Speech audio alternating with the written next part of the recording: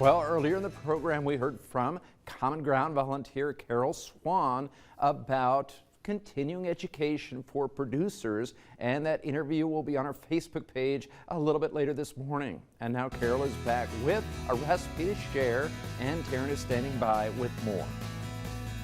We have a recipe today. It's called the Cherry Fluff. Yeah, I call it Cherry Fluff. It's kind of an old tried and true one, but it's so easy. So I continually have it. I'm sure people can find this in their church cookbooks, yes, right? Exactly. Very popular. It is on our Pure Nebraska Facebook page already, but we're going to go through it here for you today. What do we need? Well, I have a big, like a 20-ounce can of pineapple, and you drain the juice off. And then you can start stirring, and I'll pour the sweetened condensed milk in.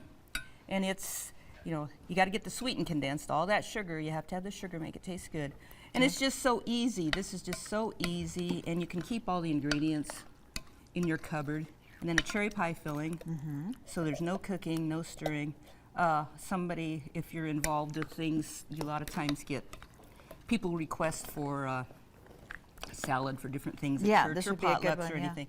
You can always have, because of course Cool Whip keeps forever in your refrigerator or in your freezer, so you can have all these 4 ingredients. So when somebody calls and says, "I need a salad," you go, I can handle it without having to go to the store, because that's always my thing. And then I put crunchies in. You don't have to do that, or you can put nuts in, but sunflower seeds. So if people, have nut allergies, then they can have the crunchy sunflower seeds.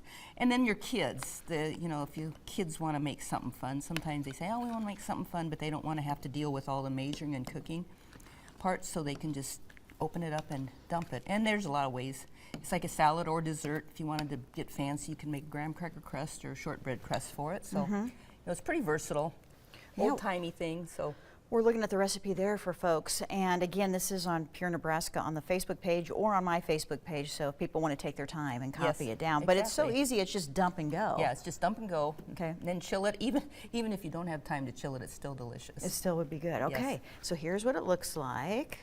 And this has been chilled, right? Yes, that's been chilled. Okay. Yeah, that was my last night one. I remember this a lot, having it at church functions. Yeah. And if I make it, it's always gone. I don't have to take a... Oh, you don't need to take anything home. Yeah. And I like the sunflowers idea, because so many times you would just put nuts into this, but now you have to think about people with nut allergies. Right, yeah. Okay, Karol, this is a good one, John. You and Brad can try it in just a bit. All right, thanks, Karol.